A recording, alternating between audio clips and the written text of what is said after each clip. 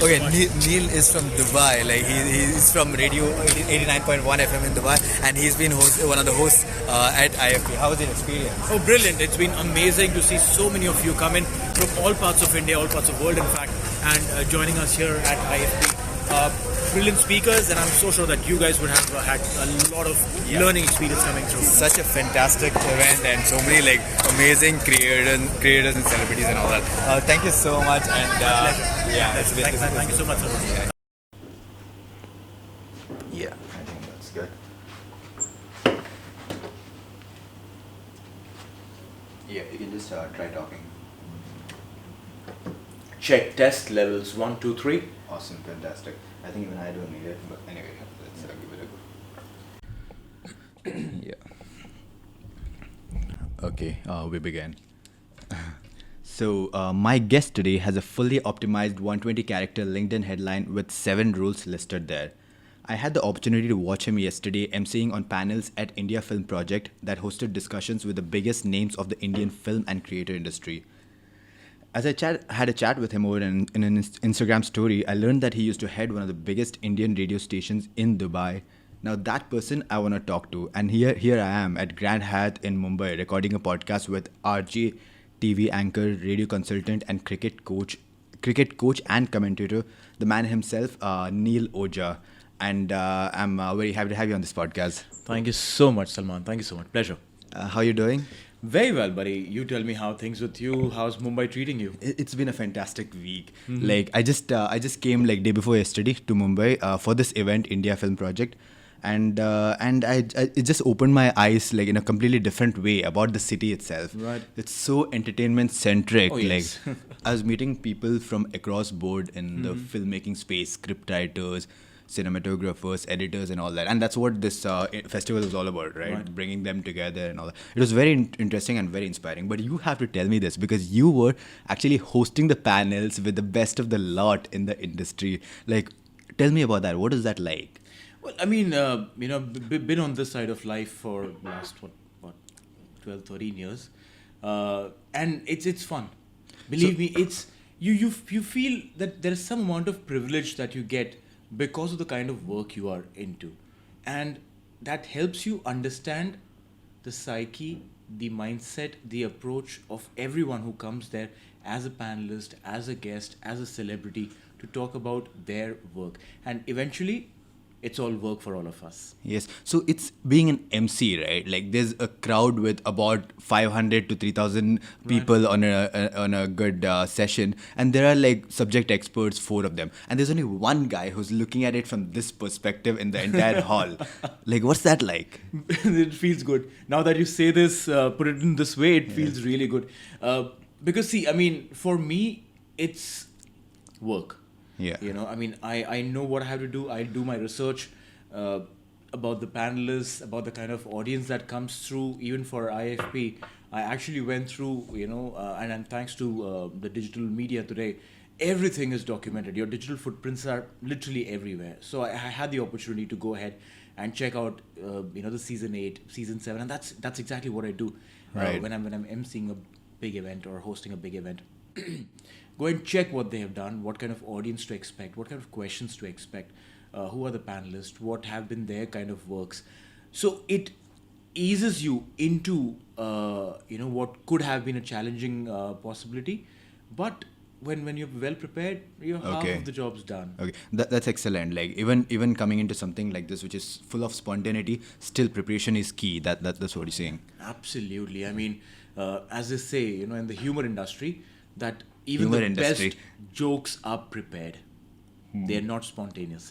They are definitely prepared. And that's how you feel that, oh my God, look at this. He just came, cracked a joke and went.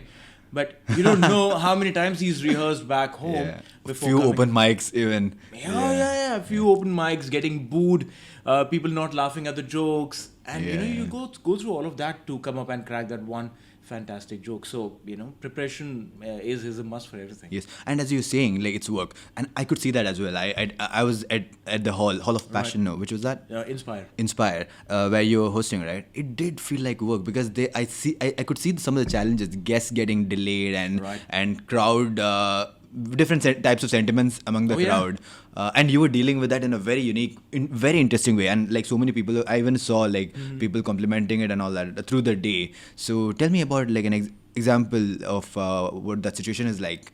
Yeah, example, the situation where the guy was like insulting one of the. Oh, yeah. Yeah. Now, see, this is what happens, you know. I mean, when you are, sorry, when you are in an open platform kind of a setup, you know, and with today's mindset of people, they, you know, you want to speak your mind out, and that's what people do.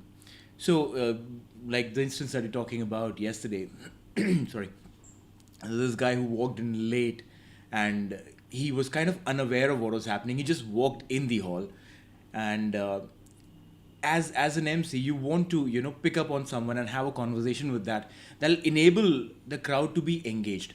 Like, you know, Charlie Chaplin had mentioned and had stated this, that the best humor comes in when you take the fall.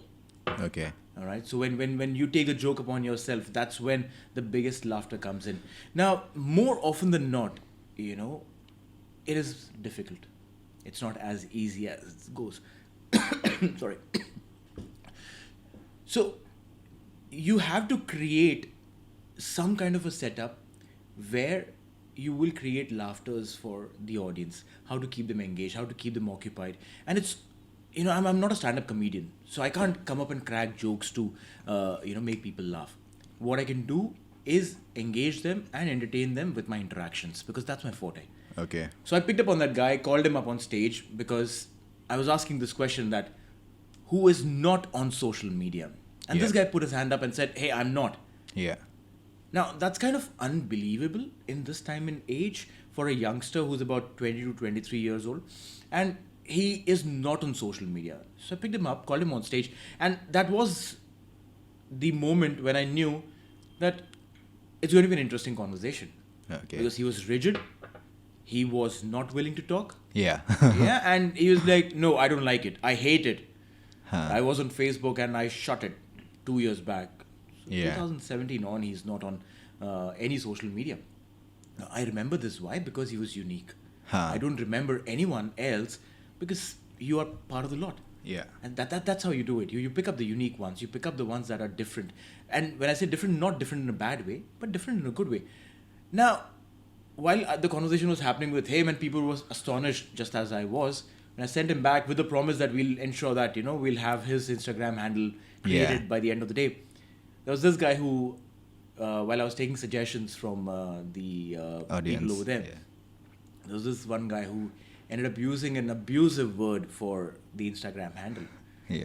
You know, it was Yeah. Some. the beep something. Yeah. Yeah, I mean, I know quite a few kids would be listening to this, so no abusive words. But then, yeah, it was one of the abusive words, and then his name. Now, there are two things that you can do in such a scenario. Either you let it pass, or you pinpoint it, magnify it, and tell that person and the audience why he's wrong. Yeah. Yeah. You know, I mean, and that's a judgment call. I saw that you did that. You brought him on the stage and Yeah. you tried to educate him like Precisely. about Like, what. why was he abusing? I mean, Yeah. is that a condition? Yeah. Is that by out of habit, or just because you want to show off that, hey, you know what, I'm so cool that I can abuse Yeah. in a public forum, bro, Right, and get right. away with it? Right. I don't think it's cool. Call me old school, but I don't think abusing is cool. You can create humor, you can show that you're cool, you can be the best of the best without abusing. Right. Right. And the excuse that he gave when I asked him why did you abuse, he said because one of the actors who had come in another session was abusive, and he abused. That was more candid than just being abusive. Yeah, I mean, Yeah. okay, I mean, if you're comparing, then compare at all levels. I mean, that man has put in years of hard work to reach where he is. And, I mean, that doesn't justify his approach or abusing or whatever. But still, Yeah. are you even 1/10 of his position? I mean, that was my perspective. Yeah. And So you know, did you think that did you encounter such situations often or? it happens. It Happens, happens okay. because, you know, there will be this one odd nut who'll come up and try to be over smart or probably over funny, Okay. and try and take the entire scene away and probably take all the attention towards him. Okay. In the negative way, in the wrong way. So you need to straighten them out. Cool. Awesome. So, now being an MC, right? Like, what are the skills that you need? Like yesterday, why were you able to deliver such a great session? Moderate such a great session. Like, what is it within you? Was it training? Was it your experience? What is that? Okay, for this, I'll go back. Let's do that. Okay, let's do that. Yeah. And why I need to say this is because there is a connection point. There's a callback to this. When I was in school, I used to be the most introvert kid in the class. Academically brilliant, and I know I'm pompous, but Where are you from, by the way? I'm from Bombay. Okay, I've awesome. lived all my life in Bombay. Okay. So, academically, always an A grader would get in my scores 75 plus kind of thing. But I always used to get this one remark in my report cards that he does not talk in class. Okay. Okay, he does not participate in group activities where talking is needed. So no dramatics, no debates, no elocution. So nothing. actually, see, when I asked you, I was like, where did the skill come from? But it looks like the skill that you did not have is something that you developed. So Yeah, go ahead. that's precisely why I said that, I'll have to go back in Yeah, time to connect the dots on how this happened. So it started off like that, being the most introvert kid who would not talk in class. I would, as a punishment to other kids who would talk a lot, they were made to sit next to me. Okay. So, either they would stop talking or I would start talking. Okay, so And it was always the other way around, that they would stop you were talking. put to good use. Oh, in yeah. class. So I was like probably the best prop in the class. Okay. So things changed when I started being active in quizzes. I was always good in sports, athletics, cricket, but when I guess it was my 8th grade when I actually started participating in inter-school quiz competitions and stuff, and that's where things opened up for me. Okay. I started interacting with more people, started talking more. And during my 10th farewell party, I was made the MC Okay. by our class teacher, and she was like, "You will do it." Okay. I was not confident. Okay. I fumbled quite a few times, and she helped me with the scripts and stuff. So I fumbled, and I was not very confident. But by the end of it, Salman, I felt there was a sense of accomplishment, something that I had never done in my life for like a good 15 years. I mean, okay, you start talking Yeah. when you're 3 and 4 and whatever. Yeah. But for all these years, till my 10th grade, I had never addressed any sort of gathering. Huh. And kids do that. I mean, these days you look at Yeah. 15-year-olds, they are on social media, they are already like, content creators and superstars with like millions of followers. Now, what I'm seeing here is really interesting. Is that you were given an opportunity, and then that led you to discovering the skill. Yeah. Although in school it is quite early on, so that's fantastic. Like the fact that you were into quizzes actually led you to something that you're doing right now. In fact, maybe if that didn't happen, you probably might not have taken that route even, right? You're right. There's a good possibility of that. Absolutely. I mean, Yeah. during that phase also, Salman, I never had thought that I'd get into media. As I said, I was like an academically A grader. For me, it was a very classical, old school ideology in the family कि बेटा पढ़ाई करेगा, doctor बनेगा. That was the thing, because my aunt, my uncle, they're physicians and surgeons. Huh. And, so that's the ideology that runs in the house that, okay. Okay. And I was good. I was a science student. I took up, opted for science in my 11th and 12th. Okay. With bio, and I topped my college in bio. Okay. So I, again, pompous me, but yeah. So Go ahead. So it's an interview with you. thank you. Makes me feel all the more pompous. Thank you. So the idea was to go ahead and study medicine, become a doctor. And you did study, right? You did do pharmacy. Yes. So I couldn't score enough to get into a good government medical Oh, you're so college. lucky. Yeah, is it? Wow. Imagine you did get there. I don't know. I mean, Okay. I probably would have been Dr. Cool. Yeah, yeah, that's I mean, it. you know, So you can never tell. You Yeah. can never tell. You can never tell. Or probably I would have been again narrating the same story, saying that hey, instead of being a research pharmacist, I was a doctor, and here I am doing what I'm Like doing. from thinking from the engineering perspective, I'll tell you that if I was you, if being a doctor was to be replaced by engineer, I would say you're lucky. Like No, that's a guaranteed yes. I had no inclination towards becoming an engineer ever, Yeah. because I was not half as good at math, and my ideas were very clear during my 12th exams also. I had to score high on PCB. Okay. ठीक है, maths में I just want to pass. It's just so funny, right? That the option is so limited. PCB Oh, yeah, or PCM. PCM. Like, Yeah, you're right. How crazy is that? And actually, your decision is made much farther long back. True. That if you perform, God forbid, you are sure to take this route. Exactly. Right? You don't have an option then. Yeah. You don't have an option. Yeah. Okay. So now let's go back to your. You have such a vast career, right? Oh, yeah. And it's such an interesting one. Like MC is just one of the things you're doing. You're based in Dubai. That's why I'm so excited to talk to you. Even you are a Mumbai from Mumbai and based in Dubai. This is like a classic. Like I have many friends who are from Mumbai and in Dubai and all that. Let's talk about your life there and what you do there and all that. All right, so I moved to Dubai in 2011, and again, that was purely out of chance. I was working with a radio station in Bombay as a radio presenter. So from being someone who would not talk in class and would get remarks on the report card that doesn't talk in the class, to being someone who gets paid to talk, that was quite an interesting turn that happened. But yeah, so with Red FM, I was hosting a show there, and then I get a call from my consultant saying that, hey, are you looking for a change? I was like, what's in for me? I mean, is it a bigger show, better show? Huh. He's like, yeah, it's the breakfast show. So wait, Red FM is a station in Dubai? In Bombay. Sorry, in Mumbai. Okay. Right. Okay. So 93.5 Red FM. Cool. It's a Bombay-based radio station. Okay. Again, obviously, yes, they're spread across the country. Yeah. And I was hosting a show there. Was with Red FM for almost 5 years, in fact. Okay. So then, this question came up, and I was like, okay, so what's it? So they said it's a breakfast show.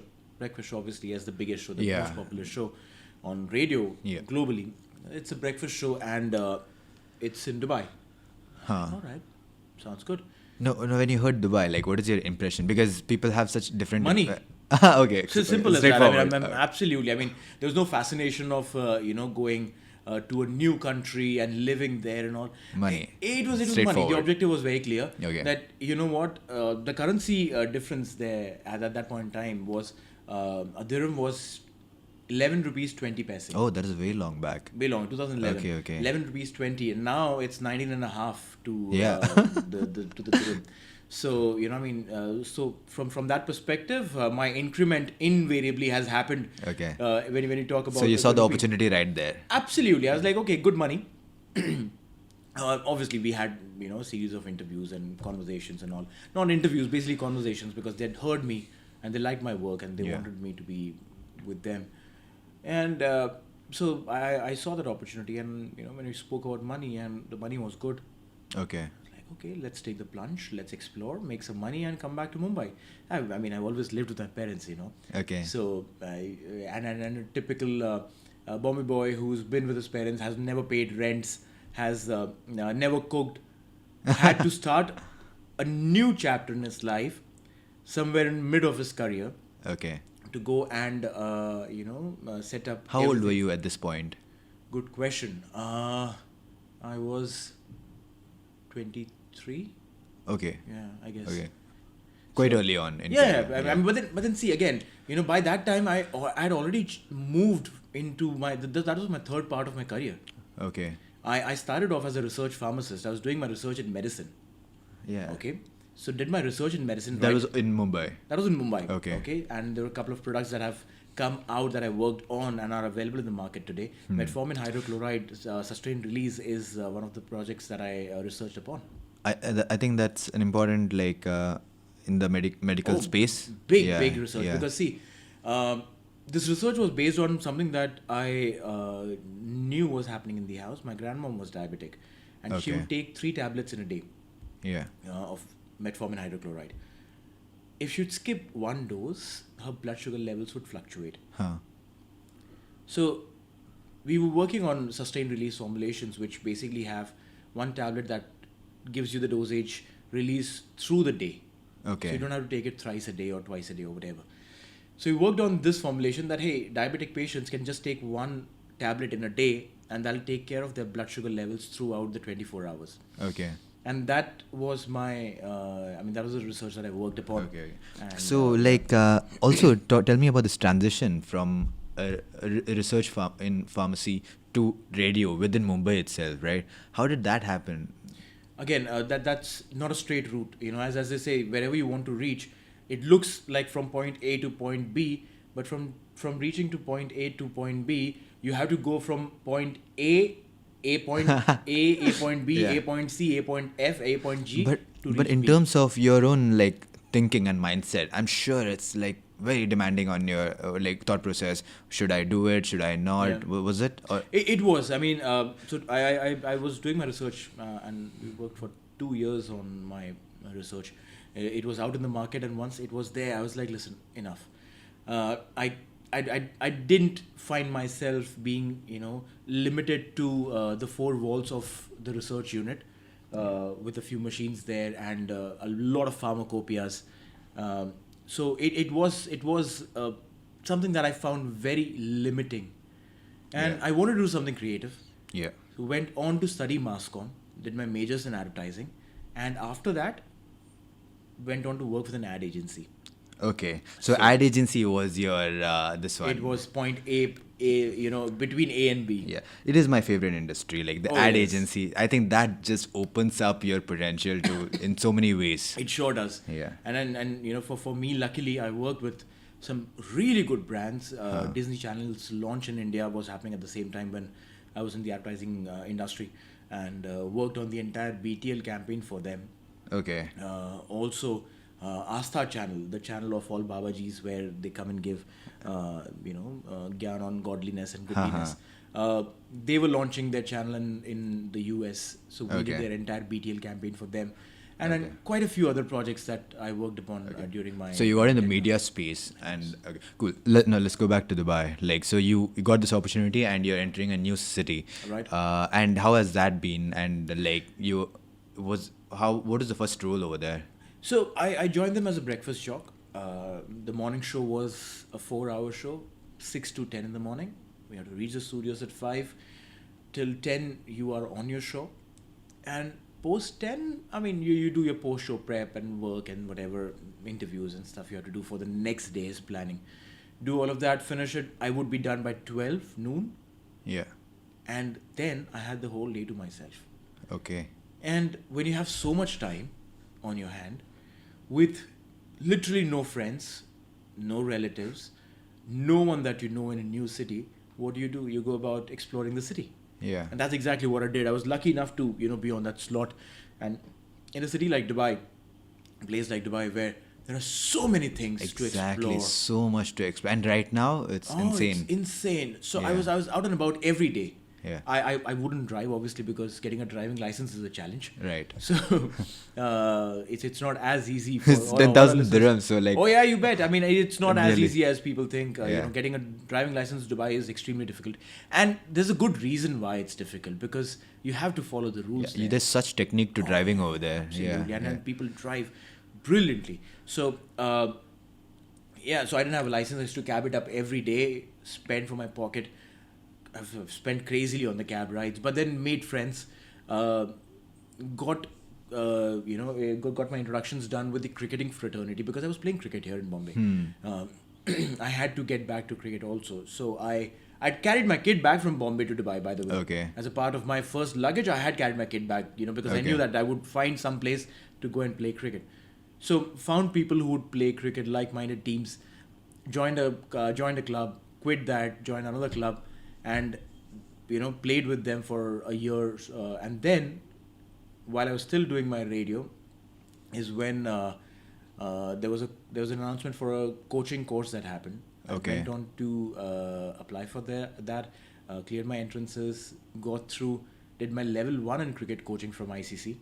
Oh, from ICC. And Wow. started coaching there in Wow. So 2013. in Dubai. In Dubai, I coach at the ICC Academy. Oh, ICC, is it headquartered in Dubai? Yes, it is. Okay, So okay. right next to the headquarters of ICC is the ICC Academy. Oh, That's you're exactly very where I coach. like you must have some influence in the industry then. Oh, I wish I had. No, I mean it's interesting space, right? It Like is, it is. with the most loved people. Oh, yeah. I mean, over there. you get to meet people, you get to interact with them, you get to, know their stories, and it's very, very inspiring, because Okay. every day you're there, you're coaching kids, you're coaching, upcoming cricketers, and then you see the legends of the cricket game walking by at times. Yeah. And then you get to speak to them, and they're like so nice. Are they like as human as? Oh, absolutely. You like- okay. Absolutely. I mean, I believe sports people are as human as one could be, as you and me. It's probably just the air around them that we feel that they are the celebs, they are the big guys. Ha. Yeah. Okay. So let me just start the new recording. So yeah, that's really interesting. Like, so are you a coach now? Are you a cricket Yes, coach? I'm now. So after my level 1, I went on to do my level 2 in 2015. I'm a level 2. Is it cricket open coach. to everybody? Is this? Kind of. But then again, you need to have had played some amount of cricket, at some level, and then they also check your ability to, your knowledge about the game, your Yeah. ability to coach before Okay. you get through, and especially with like level 1 is technically for everyone, but level 2 is where the real stuff starts, Okay. where it gets more technical, because then you get into biomechanics and all of that also. Okay. So how important is that part of the career for you right now? Oh, extremely. I mean, like I am. So I am at this juncture where I have two things that I'm looking at. One is obviously the media, and the other one is cricket. Okay. Cricket. When I say cricket, it's not just cricket coaching, but also commentary. The space, okay. I'm a cricket commentator as well. So I I started I started my commentary gigs from 2011 Cricket World Cup, which India won. Really? Yeah. So from Wow. You were one of the commentators on. I was one of the commentators. So I didn't see that on your headline. Oh, it's there. Okay, Cricket okay. coach and commentator. Yeah. Right. I did. So 2011 Cricket World Cup is I mean, where that's such a big started. deal. It was, and Yeah. with India winning it just got amplified all the way. From there on till the recent Cricket World Cup 2019 in England, have covered all the World Cups, IPLs, and quite a few other tournaments. Even the women's league, the ICC women's league that's happening. So I was the official commentator for the Pakistan-New Zealand series that happened in Sharjah. Okay. So and then there was a women's series. It was incredible again a different ball game altogether. So the World Cup cricket commentary, right? Right. I feel like it's the biggest milestone you can have. Like, Yeah, after that, has there been something as You big as keep that? moving ahead and keep growing, because at that time I personally feel that I was not as good as I probably have become over the period of time, and learning never stops. Yeah. You know, I've done my commentary with Harsha Bhogle. I've Okay. done a bit with Sunny sir. Sunny Yeah, Bala sir. Gavaskar. I've done a little bit with Imran Khan as well. Okay. There was a series. There was an England versus Pakistan series in Dubai. Huh. And we were doing our commentary from the Dubai International Cricket Stadium, Huh. where these legends were a part of our commentary team. So, sharing the mic with them, you get to learn a lot. And at that point in time, you just want to shut up. You just want them to talk. But then again, obviously, it can't be a one-man show. So there is a lot of tic-tac that happens. And a lot of learning. With Kapil I've done a bit of commentary. So, I mean, it's incredible. I've done a full series with Alistair Campbell. Okay. The New Zealand? ex-Zimbabwean. Zimbabwe. Oh, he was captain such a man, legend coaching during man. that one of the World Cups, '96 or something. Yeah, so Yeah. and he's a brilliant guy. Yeah. So when we did like the entire series of Zimbabwe, Afghanistan, Okay. that series was in again Sharjah Stadium. Huh. So we together, and a lot of cricketing conversations happened, generally about life and beyond, and how Okay. he. So you're buddies with the. Yeah, oh, Alistair Campbell. absolutely. he's like he's just one phone call away always. Awesome. Always. Yeah. Okay. So like these are obviously you have two major jobs you can say Yeah. at right even now maybe you've moved on from the radio, right? Radio, what I do is I freelance. Okay. It gives me opportunity to do other things. Okay. Because at this point in time, I was like, okay, listen, I want to explore more. Huh. I don't want to limit myself to just one job that's ties me down to do 8 hours of So how work. do you find it very limiting having one job, I a mean, full-time job? If you, I mean, see, it's purely a personal decision. For me, I find think- it limiting. That's why I asked. I agree with you, and that was precisely the reason why I thought of exploring and spreading my wings out and not limiting myself to an 8 hour working job, because that culture limits you. Yeah. And especially if you want to do more, if you're happy doing what you're doing in those 8 hours, By all means, yeah. I mean, you're making good money, you're satisfied, you are happy, your family's happy. By all means, stick to that. Yeah. By all means, but if within you don't have that calling, that I'm happy with this, then bro, go out and look for something. Don't just jump out. Don't just leave your full-time job and go out searching for something. I would want to say it's kind of risky. For sure, yeah. Yeah, but then you need to take those risks, but then take calculated risks. I think you need to have a vision for yourself in that regard. Like if you think there is an area that you could develop in, think long term. Think how can you get there in a year, 2 years, and Exactly. start Plan. taking those steps. Plan. Because see, nothing will happen tomorrow. Yeah. Yeah, but what can happen tomorrow is your first step. If you've planned it today. Yeah. If you don't plan it today, that tomorrow will move to day after tomorrow. Yeah. Yeah. It's as simple as that. Right. And even like it's a big question internally, like for people who are thinking about this, right? It's gonna be in their mind for such a long time before they even take that first step. So for you, like getting into cricket, coaching, was that how was that like in terms of mindset? When I started cricket coaching, it was primarily a weekend thing. Okay. That I have my weekends free. I'm not doing much. Instead of partying and stuff. I mean, okay, for everyone who's listening, as much as there is a massive party scene in Dubai, every weekend I'm a teetotaler. I don't drink, I don't smoke. Okay. So an absolute teetotaler, never started off. So in Dubai, though, if you don't smoke, you're missing out on a huge social networking opportunity. That's true. That is true. But then I do passive smoking. I mean that's the best you can do. I mean I'm just kidding. No, you're right, because it's a fact, I've though. seen this. I've seen this, and especially in the media industry, if you're not drinking, you're not smoking, you tend to be moving a little away from that inner circle to say so. Right. But then hey, I mean, Dubai wants you to smoke. They have like these ashtrays like within 5 meters of each other. You bet. No, but then again, it's purely a personal choice, that one makes. And for me, it's coffee. I mean, if I see that I have to have a conversation with someone who's smoking, I'll grab a cup of coffee, stand, chill, talk. So is that a conscious decision for you, or are you like from before you try to avoid it? This is how it's been. There was never an urge to go out and drink or smoke, and there's never a feeling of that sort. So never started. I don't know if you attended Javed Akhtar's session at IFP. It was fantastic. And the final question that Mayank asked was about Javed Akhtar's drinking days. And it seemed like it hit home with him because he spoke about his like younger days and all that. And what he said is like when he was 40 on a date, which he remembers, he had his last Bacardi rum or something, and he gave it up. But he was like, when he looks back at it, it was time wasted because anyone who doesn't drink has a competitive advantage over someone who drinks. Wow, I didn't know that. Yeah, and that's what he said. Now that I know this, I feel good. Yeah. And for someone who's performing at that level, right? Like something like this can be a hindrance. Oh yeah, I mean, see, like I've played cricket and I still play, at that club level in Dubai, and when I see.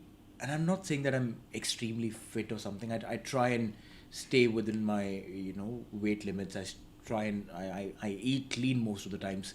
So being a vegetarian helps. Okay. I'm a vegetarian, so that helps because you're eating clean more often than not. Yeah. So that does give me that little wee bit of advantage over my peers. at the same level. There have been times when they have come to the grounds with that little hangoverish feeling after the party Yeah. over the weekend night. So there have been times when you know that, listen, these guys who are going to play against me, I know half of them were partying last night, Yeah. and their performance levels, I know how they would be. Okay. Let's put them to field first. Okay. Okay. So, Also, yeah. So these kind of calls that help you. Yeah, When you know but people. like as a manager, you're at a very senior position. When you look at this, you don't judge. No, it's purely a personal call. I mean, who am I to judge you on your habits? You might be a teetotaler, but a terrible person at heart. It doesn't help. So Yeah, I would might rather- as well drink and yeah, sleep. exactly. I mean, and there would be someone who'd be drinking like 7 pegs before he goes to sleep, but is a gem of a person. Yeah. Bro, I would want to hang out with that guy. Yeah, cool. Yeah. So, like, okay, now what did you think about the Indian community in Dubai? Like, how is that? It's a very fun thing to look at, because there is a very sizable Major, population yeah. of Indians in Dubai. Also, they're very close knit within their circle. Huh. So if you have a circle of friends who go out drinking, they'll be like as a bonded. ठीक है, they'll meet every weekend. They'll Yeah. go. They have their rituals. Then there are house party friends जिनको आप घर पे बुलाओगे. Then there are movie friends जिनके साथ आप I movie think के लिए जाओगे. this is broken down by age. Age group also. Then again, social strata also. Uh-huh. If you are in that Emirates Hills wala location, you won't go and hang out with people from Bar Dubai. Haha. Right, right. It's that way also. Yeah. I mean, if you bump into them socially, they'll be very nice and kind. Yeah. Hey, how are you and all. But you know that. I think I know what you're saying. Yeah. So, Yeah. But at work, obviously, you get no, to- at yeah. work it's all at par with everyone. I mean, you don't discriminate someone because of their position at work or whatever. It's upfront, straight, and especially in the media industry. Yeah, I find the Indian community in Dubai very like interesting. I mean, it is so like culture-wise, it is almost not a shock at all over there. No, not at all. And also, what's interesting is within the same office or within where you're living. I was living in Kusais. Right in front of my house, there's like a Mangalorean restaurant. Oh, yeah. There's a chaat store. You never miss Punjabi, Desi khana. Mallu, No, everything. exactly. Hyderabad, you don't get it anywhere like such a True. street in India. I don't think so. With such a variety of India, and this is right in front. Like, Exactly. It's crazy. No, it's amazing, and plus, most of these restaurants and cafes are open. Like quite a few of them are open 24 hours. Yeah. That's And unbelievable. plus the safety. I mean, you can walk on the streets at 3 a.m. and nothing will go wrong. You can be assured of that. I've left my mobile phones in a cafe and forgotten them. To come back after an hour because I had already left from there, Yeah. realized I didn't have my phone. I Yeah. came back and Right. the counter guys had taken it and they'd kept it safe. That kind of attitude you cannot take anywhere else Oh yeah. because that's very special. It is. Yeah. I mean, and it's not just with me. I've seen this happen with a bunch of my friends. They've left their wallet. They've forgotten their wallets in cabs. A friend of mine forgot her wallet in a cab on the back seat. Contacted their Same, RTA. Same. It happened to me. In an hour's time, the cab driver comes back and says, "Ma'am, aapka wallet." Yeah. Make sure to have the receipt for anyone. who's- No, not even the receipt. No? I mean, what I remember this because I was with her at that point in time. The RTA just asked, "So where did you come from, and where The did you time, get off?" and the time, yeah. The time and the amount that you paid, because we didn't even remember the taxi number. No one would. And that is so cool, right? How they detect, they have all tracked. Everything was tracked, and the RTA guy then says that, "Okay, ma'am, so the cab number was this, and right now he is at this location. We have notified him. He'll come back in about half an hour, and you'll have your wallet back." Okay. Boom, and in like good half an hour's time, we had the wallet. Okay. I don't know if this happens in any other country. I don't think it's that easy. In fact, it's so easy to lose things if you're not careful. bet. Yeah. bet. Yeah, and even like about the food thing that you were saying, at 4 a.m. once, okay, me and my wife, we ordered like a massive fish fry Okay. at 4 a.m. in the morning, like across my house. I'm like, I need to sit down and thank the privilege to experience that. You bet. It's not even 3. right? I know exactly. Huge yeah. difference between 3 and 4. It is. It is. No, you're right. You're right. Yeah, No, I mean, that's awesome. this is what it is. I mean, the why spoils you. Yeah, right. Okay, so now tell me, like, let's talk about your education. Again, you touched on that briefly. So now, when you think about it, like, how has your education contributed to where you are today? Uh, See, I look back at the way I paved my way through, and a lot of that goes to my parents because they ensured that I study and I study well. Uh, Doing pharmacy and then moving away from it, I think has been a very good uh, a base for me because that has taught me about human anatomy, the physiology, how the human body works. And because of that, now when I am coaching, it all comes Sorry, back. what taught you all these? When I was studying pharmacy. Okay, so okay. Yeah, When I was continue. studying pharmacy, Yeah. because when you study pharmacy, you not only study about the medicines, you also study about what the medicines do in the human body. Oh, that's very interesting. Right. So, Huh. I mean, you technically, so the difference between studying pharmacy and studying medicine, as in like being a Yeah. doctor, is just that when you are studying pharmacy, they don't teach you how to diagnose. Huh. That's what they teach you when you become a doctor. They don't teach you how to diagnose. But an you ailment, learn how But you it- learn uh, how what happens with the body, what a drug will do when it goes in your system. So I can tell you what a medicine will do once it gets into your system, Okay. and that's exactly what even the doctors learn. Yeah. So all of that, how your body functions, how your muscles function, everything. Okay, so the human anatomy, the physiology, everything was taught while I was studying. That's so interesting. I just want to discuss that a little further. So this is kind of is parallel to having knowledge about health and nutrition, but in a Absolutely. medical level. So you feel this is important knowledge in general? Do you feel so? It is because see, on general well-being also, you know what are your macros, you know what are your what food are your carbs, your proteins and fats, what is good to eat, what is bad for your health, what kind of workout will help you strengthen what kind of muscles, and why you need to strengthen your core while your biceps Yeah. and your shoulder and your triceps can be worked upon easily, and because they are shorter muscles. Yeah. You can pump them really quick. Yeah. But to get your thighs muscles going, it'll take time because these are longer muscles. Yeah. Your gym instructor won't tell you this. He'll say, "Aaj leg day karte hain." Yeah, but I think I how I imagine it is on the negative side, to be aware of the problems with the medicines you're consuming, because sometimes there are like major dangers in that. So to not fall into that trap. Because example, I have a friend who actually passed because he was getting diagnosed with the wrong medication. Like that is real like Yeah, problem, I mean, see right? again, that's. I mean that kind of awareness is it? That is a different Topic altogether. stream Okay, altogether okay. because misdiagnosing and all of that again goes on the doctor's inability to say Okay, so. it's not within scope of Yeah, I mean, an see, individual from an individual perspective, what can I do? I'll trust the doctors, right? Yeah. And for medical issues and all, you should never Google anything. I mean, like, yeah, Googling, that's what. I mean, people. No, you should never, because people generally do this. If I have a little bit of pain in my chest, I'll Google and it'll tell me that I have a cardiac arrest. Exactly. I just had cancer 3 months back, and later my doctor laughed at me. Exactly. That's exactly what Google does to you, because what will come up on Google is not necessarily what the doctors have written. Okay. I mean, you and me could have a blog post about medical science and just keep writing that every time you cough means you have lung cancer. Okay. Okay. And if I have some Yeah. 2,000 posts of it, and if I do proper SEO, Yeah, it'll be you're the a major first authority on that. Exactly. Yeah. It'll be like the top ranking lineup on my Google search. So the moment people write, "Oh, I'm coughing from last 5 days," boom, my article would stand up and Yeah. say, "Oh, you have lung cancer, bros. Thank you so much. You're dying." Yeah, that's not good. Okay, now you're talking about your education and like how the Right. knowledge of human anatomy and all that has helped in your current capacity as a coach. That's very interesting. So, what are the ways?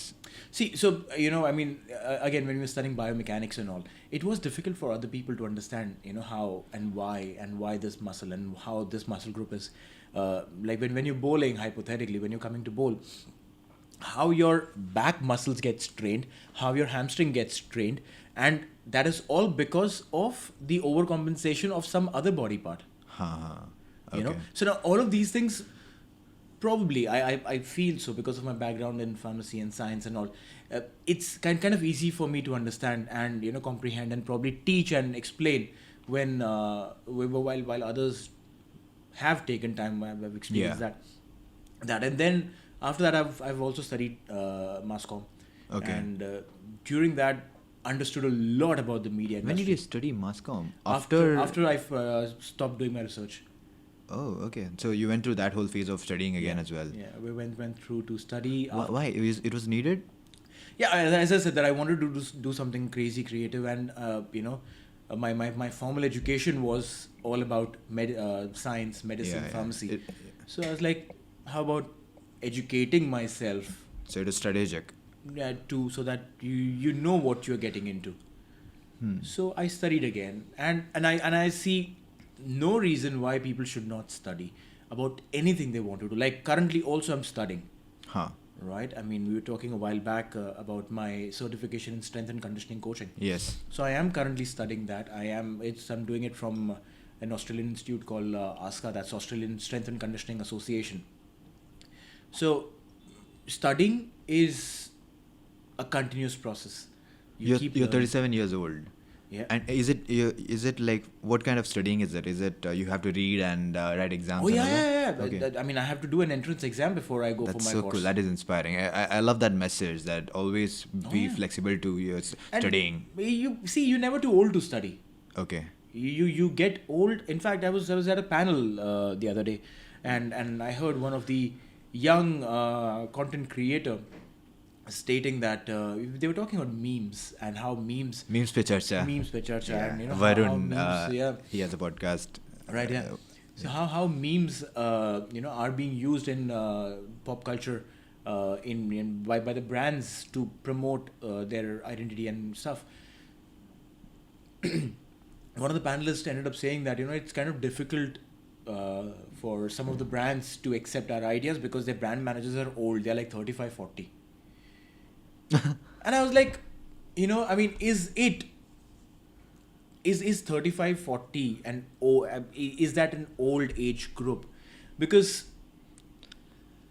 I personally feel that age is just a number. I mean, how young you are or how old you are is all in your mind. I mean, I've met people who are 30 and they feel already that, oh, we're 30, bro. Yeah. And I've seen people who are, there is this guy, his name is Freddy Sidhwa. Okay. He's a very big businessman. Okay, he is in his 70s, if I'm not mistaken. Yeah, he is in his 70s, and you can do research on him. Okay. Freddy Sidhwa, Okay. Dubai-based businessman. He's a passionate cricketer. Okay, Yeah. and at that age, he plays cricket. And when I say plays cricket, he plays cricket. ऐसा नहीं कि आया थोड़ा batting किया चलेगा. He'll Wow. field, he'll bowl. And That's there amazing. was an exhibition game that happened in at Lord's last year, and it had some few international cricketers playing. He was playing as well, and I guess he took the wicket of Graham Smith or someone. Wow. He's a spinner. Okay. And at 70, whatever, 74, 75, and I met him because, I mean, obviously, yes, within the cricketing fraternity, you get to meet people and all. I met him and I was just talking to him. I was like, Freddy, sir, how? Like, I've always felt that, if I stay fit, I will keep playing. Huh. He's like, Neil, I'll tell you one thing, beta. The day you think you are old, you're old. Okay. Till the time you don't think you're old, you're never old. I see. That's very important for me, because I'm only 30, 31, and I am getting that feeling already, because the places I interviewed recently and all, one of the companies, very big, awesome company, I saw that their work culture is like, literally, they told me during the interview, here average, this one is 27 years old, we work. And their CEO is 28, which is completely fine, and obviously Right, yeah. I should feel belonging there, but in reality I got that hesitation. But I probably I should also fix my mind to not think like It's that. in the mind. Yeah. It's all in the mind, bro. Because, I mean, how do you get old? I mean, I know I might probably sound a little boring here and probably a little philosophical, but how That's do okay. you get old? Is age the only definition of getting old? I don't think so. If you're fit, okay, you will stay healthy, you will feel energetic, and you will not feel old.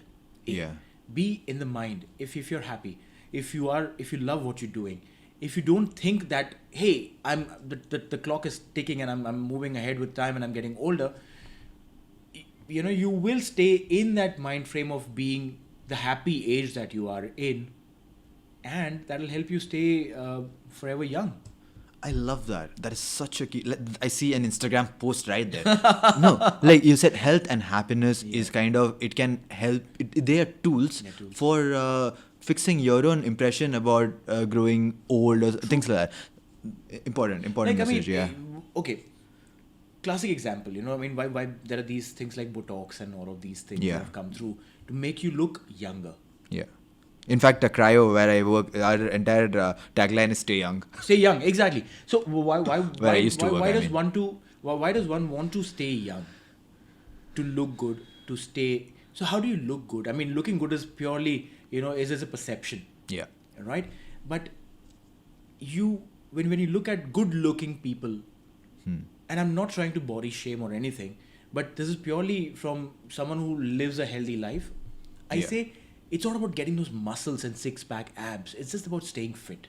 Huh. If you're fit and healthy, half of the diseases will stay away from you, Yeah. right? They stay away from you. You're leading a healthy life. You don't feel old. Like if if you keep falling sick, Yeah.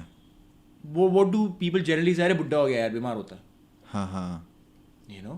So these are all colloquial things that we've picked up from things around, but the whole point goes back to the same thing, the two factors: health and happiness. Yeah. They're interrelated, and you work towards that, and bro, I'm telling you, you'll be young forever. That is awesome. I think that is such a positive note to like finish the conversation. Like I really appreciate your time and all that. Now, can you just before we close, can you tell about what you're working on right now and where can people find you and all that? Sure. So currently, I am doing quite a few things. I am coaching with the ICC Academy. I coach various age groups from kids who are like 5 years old all the way till seniors who are like your and my age group. In fact, there are quite a few guys who used to play cricket back then and now are looking to get back into this game. Okay. So we work with them on their fitness, on their to ensure that their injuries are limited, because hey, you have to go back to work the next day after playing a game. Okay. So we work. I'm working with them as well. I'm also working with the girls development program for the Emirates Cricket Board. Okay. So for the UAE cricket, girls cricket, they have started a development program. Okay. So I'm closely working on that with the under 19 age group.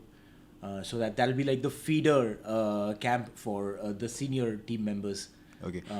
So that is where my cricket coaching is concerned. I'm also, as I said, studying strength and conditioning coaching. So hopefully, God willing, in about 6 odd months time, I should be a certified strength and conditioning coach. Awesome. All the best for that. Thank Just you. one question I have in the same respect. Like when you're talking about your role in ICC, right? What other roles are there? Like as a workplace, like Yeah, I mean, see, again, like any other organization, it has the standard management lineup where there is a general manager, there is the sales team that goes out and procures revenues for the academy. There are people who are into managing tournaments. Okay. So that because they have That a must massive be a facility. major Yeah, because operation. they've got like 2 ODI what do you say, certified cricket ovals where actual ODI matches can happen. Like the upcoming T20 qualifiers are going to happen over there. Okay. So they've got such beautiful facilities. So Where does the hiring happen though? Like is it on LinkedIn? No, Is that you can actually check on with Dubai Sports City, Ha-ha, and so okay. they're the parent governing For body. anyone who's looking Yeah, into so Dubai Sports City, they're the yeah, governing body. Yeah. So they can help you with the careers at ICC Academy. So that's there. Then there are us coaches.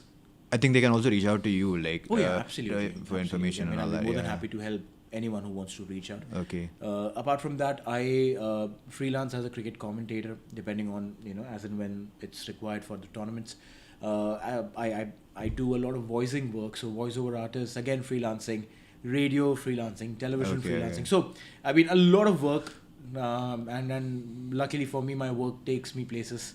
Okay. So I get to travel. It would suck if I closed it without asking this. How do you manage your time? Like doing all these things, how do you manage your time and your do you structure your life in some way? When you entered to this room, you saw that, there were like a bunch of papers around here and my laptop was here and stuff. So, and like there are some kept over here. So I prefer scheduling things and, doing my research. And these are all IFP sheets. Yeah. So also at times what happens is, because you are in the same vicinity and there are a few things that you have to do, and as a freelancer, well, you don't want to say no to anything that comes your way unless they're not paying or they're paying too less. Okay. Yeah. So yeah, Caveat. in that case, you couple things around, and so that you can save on time and effort and money. Like after our session at IFP yesterday, I had a voiceover commitment. So I thought that, hey, you know what?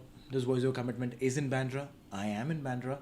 I called those guys and said, why don't we, couple it right here? Okay. So after our session at IFP, I went straight, I took a half an hour break and then went straight to those guys at the studios, did my voiceovers, finished, and then came here to the hotel. So And then you wake up in the morning and you're doing a podcast. Yeah. Yeah. So you really make the most of your time and organize it. Yeah. It helps. It helps. I mean, otherwise you'll be all over the place. You wouldn't know what to do, when to do. It's essential, actually. It is extremely essential, and there are quite a few apps. I mean, I not just schedule my work. I also schedule my what I'm eating. Oh. So okay. my diet. I mean, it might sound very anal to the point that hey, dude, क्या खाएगा, कब खाएगा, वो भी लिखा रहता है. But then yes, so there's an app that I feed in everything that I eat. Oh, really? And That's how many major calories, documentation. Yeah, how many calories I've consumed in a day. It just keeps a check on your own health. As I said, health and happiness, two important things. Keeping a check on your health, what I'm eating, how much I've eaten, how many calories I've consumed. Are these many calories good? Am I overeating? All of these things, you so know. you reflect on these things consistently. So health is one of the main things Very for important. Very important. you. Okay. Very important. And being in the sports business, media business, both of these industries need you to be fit. Okay. You wouldn't want an unfit coach. You wouldn't want an unfit anchor. Yeah. You would rather be on the fitter side of life there. Okay. And your Instagram. Wherever. Yeah. Extremely, extremely important these days. You can find me on my Instagram handle, which is Super Neil, SuperNeil. So you have to get the spelling right to get the right man, or else you'll bump into I'll some link it random up Neils. also. Yeah, you'll bump into some random Neils, and you're like, yaar, ye to kuch bhi nahi karta what Neil was talking. So yeah, SuperNeil. Okay. Awesome. Thank you so much, Thank Neil. you so much, man. I learned so much from you Thank today. you so much, Salman. I mean, it's been my pleasure, and I know we probably overshot the timelines by like an hour. I think it's okay. I'm testing out even the timelines lengths, for right. length of the podcast. So I have to see but I want to fit in. I definitely want to fit this in. So I want to figure it out how to do that. Yeah. I'll probably do two episodes. Yeah, that is also an option, actually. There are podcasts that do part 1, part 2 and all Right, that. yeah. Yeah. Awesome. Thank you. Thank you so much, buddy. Pleasure. And this is like in the end, I add another segment. If you have any questions for me, like any single question. Yeah, so of everyone that I've met, who's done whatever they've done, you're the first podcaster, I would say, that I've met Okay. who is talking to people about their careers while looking for a job. I know I caught you there, and he's like paying attention. Okay, what is he going to talk about me? But then so what is the idea behind Salman Needs a Job? So the thing is, like, I moved back from Dubai like a few months back, March and of 2019. Before this, I was working in Dubai as a marketing manager at a company called Cryo. So what happened at Cryo is that I grew too fast. Like, I was community manager first, and then digital marketing executive, and all of a sudden, like, they almost the team was kind of either let go or they left and all that. And I ended up becoming a marketing manager with so much on my plate, and it was getting so stressful that I ended up leaving the job and deciding to come back. So ever since I've come back, I've been struggling with what should I do. Like whether I have a few projects that I planned for, and I have some time in my hands. So I was also looking for jobs. So as I was looking for jobs, I did a few good interviews, but they didn't work out. So I was like, man, I listen to podcasts like big time. I'm a podcast addict, and I was like, let me start a podcast and then call it Salman Needs a Job. Why the name? Because there's another show by Conan O'Brien called Conan Needs a Friend. That's an interesting one. So that's where the name hit me. But it's a completely different approach. So I want to speak to people across jobs and think about how could I fit in there? Like what skills did that take for you? And things like that. Like the kind of discussion we had today. And I've done a few interviews already. It's been very interesting. And today is like I loved it. I love this conversation. So does that answer your question? It does, definitely does. Though, and the follow-up question to this would be: has Salman found a job? I don't see in the ideal world, this is my job. I like that. Yeah. See, this is exactly what I was looking for. It's not about a typical 9 to 5 job, a typical 8-hour job. What you're doing, in the long run, will definitely end up giving jobs to many people under you and with you. Awesome. Thank you so much. Thank you so much. Good Pleasure. day.